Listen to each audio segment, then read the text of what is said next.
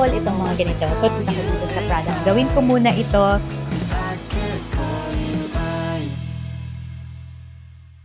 Hi everyone! Meron akong product creation class. So, it's another class. Aside dun sa print class na nangyari last time, pinakita ko din sa inyo yon. Ay meron din tayong tinatawag na product creation class. So, sa product creation class, ay dinedemo ko lahat ng mga kung paano ginagawa yung mga products. Like, for example, itong mga ganito. So, dinedemo ko ngayon. Ito yung product creation class. So, nag-prepare lang ako for our product creation kasi that's gonna be 3 o'clock ulit, 3 p.m. So, now ay 2:28 na. So, minom lang din ako ng kape. Tapos, tinitingnan ko lang din kung ano yung mga kailangan ko pa dito sa class. So, pinapakita ko dyan kung ano yung mga gamit na kailangan ng mga students. And then, paano ba ginagamit yung mga ganitong equipment, yung ibang mga tools dito. So, yan yung pinapakita ko dito sa product creation class. And also, para lang din mapakita sa kanila kung paano ginagawa yung mga product, ay meron din ako sa kanilang pinapakayan. So, nakaprepare na din dito yung mga materials na kailangan namin. So, like for example, yung pang notepad, tapos yung mga pang spring na mga projects, tapos hardbound, and then stapled na mga projects. So, yan yung mga ginagawa ko pag product creation class.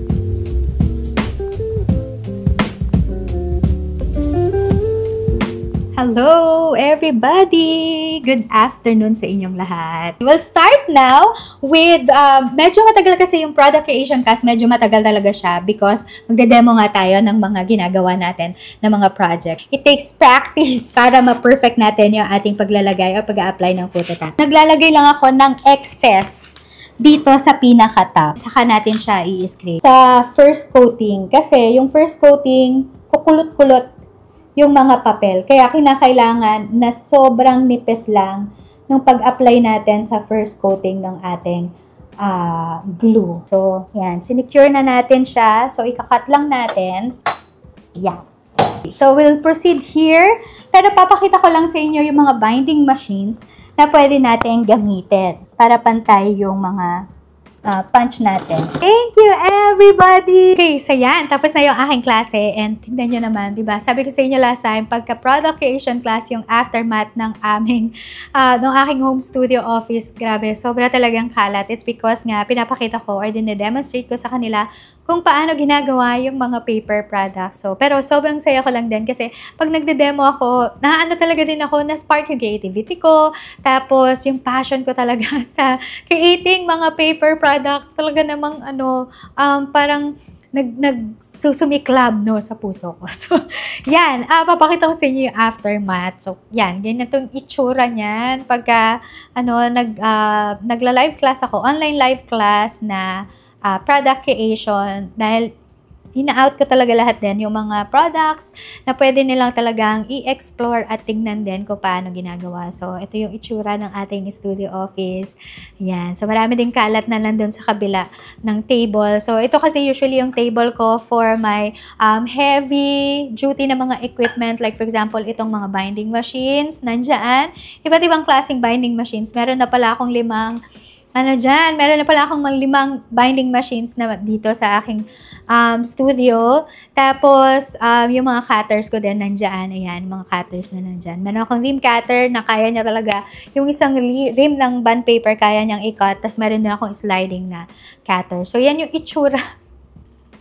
Yan yung itsura ng aking home studio office kapag product creation class kasi yun nga, nagde-demo ko, nagpa-product demo ko ng mga pwede nilang gawin as they create their own product. So, yun yung ini-encourage ko sa kanila na talagang dumating din yung time na makapag-create din sila ng kanilang mga sariling products, tapos magkaroon din sila ng mga ganitong equipment, heavy-duty equipment. Dahil dati talaga, ako din naman nagsimula lang ako sa gunting tsaka lumang printer namin. Tapos ngayon, nung nakapag-ipon na ako, ako. So, bumili na ako unti-unti ng mga heavy duty na mga equipment. Like, kung kinakwento ko kanina sa klase namin, nag-start lang ako sa ganitong corner rounder. So, yan yung corner rounder ko. Tapos, nag-upgrade naman ako ng konti. Pero, handheld na corner rounder pa rin siya. Tapos, nakabili na ako ng ganito. Ayan. Tapos, nung nakaluwag-luwag na. Tapos, nakaipon na talaga ako. Bumili na ako ng ganito. Heavy duty talaga na corner rounder. So, ito na yung ginagamit ko ngayon para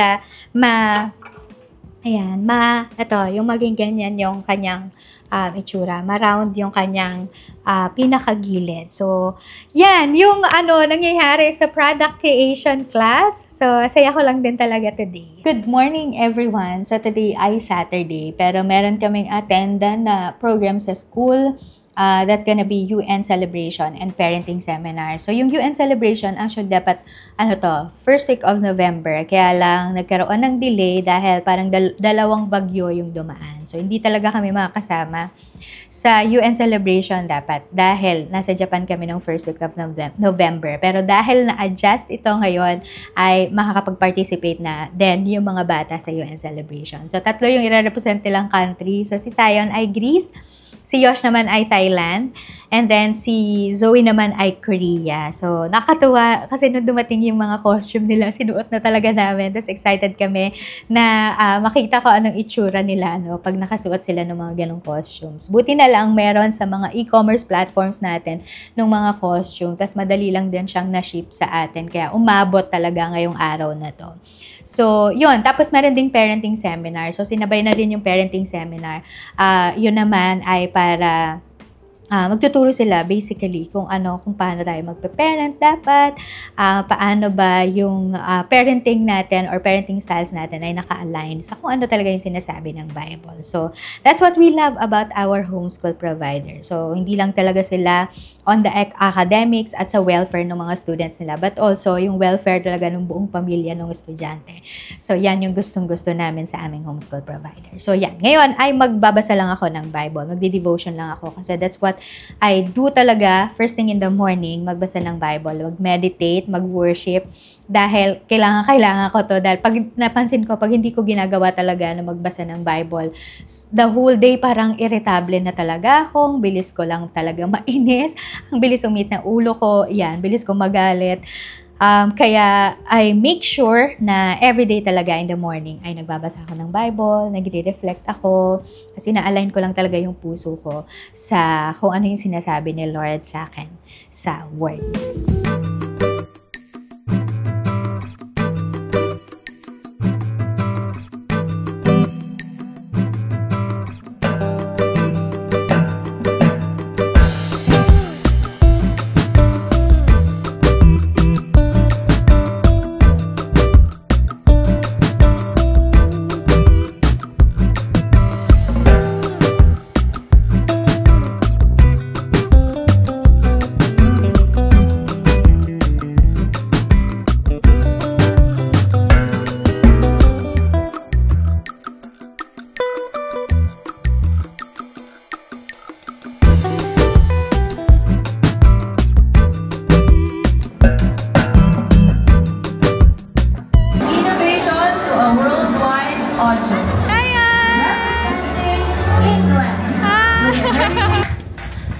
So, it's grocery day today. Takbo lang ako sa grocery para lang makapag-prepare din for bagyo. Kasi mabagyo dito sa amin. Signal number 1 na dito sa Bulacan. Kaya, I'll do some grocery run lang para lang makapag-prepare. Bagyo ulit. So, parang kailang beses na to na may signal talaga dito sa amin. Kaya, tapos every time mag-grocery pa ako, doon talaga nagkakabagyo. Pero anyway, yun yung gagawin ko this morning. Takbo lang ako sa grocery.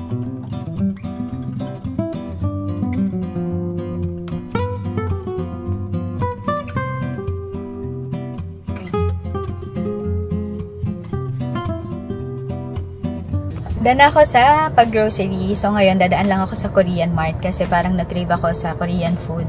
Tapos, titingin din ako ng seaweed dahil parang naisip ko, kanina, nung nag-grocery ako, merong store doon na nagbebenta siya ng onigiri. So, naalala ko na nasa Japan kami. Parang nag-crave din ako sa onigiri. So, dadaan lang ako dito ngayon sa Korean Mart.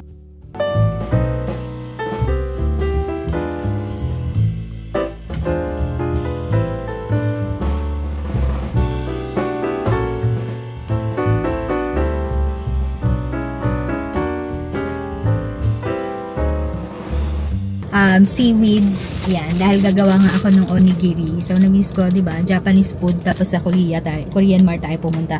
Pero, yan, buti na merong silang ganito. So, bumili na ako nito para makagawa ng onigiri. Tapos, bumili din ako nung pang snacks lang. Kasi, favorite din ni Yosh to. Kaya, bumili ako. Nakalimutan kong bumili dun sa grocery store. Meron sila doon yung parang snacks na strip-strip siya na seaweed. Kaya, ayan, buti na lang meron silang ganito, yung per pack. Pero meron ako nakita dito, yan. So, ito yun. Di ko alam kung Korean, ano ba to, brand or Korean food ba siya or chocolate or Japanese. Kasi meron kaming ganito na nakita sa Japan. Tapos, bumili ako talaga ng marami nito para nga pag gustong mag-snacks, ng matamis, ayan. So, nung nakita ko siya, bumili na rin ako. Ang sarap nito. So, meron din kayo mabibili nito sa Daiso actually. So, yan. Ito yung mga pinamili ko dito sa Korean Mart. Wala lang fish cake. Gusto ko talaga sana yung fish cake.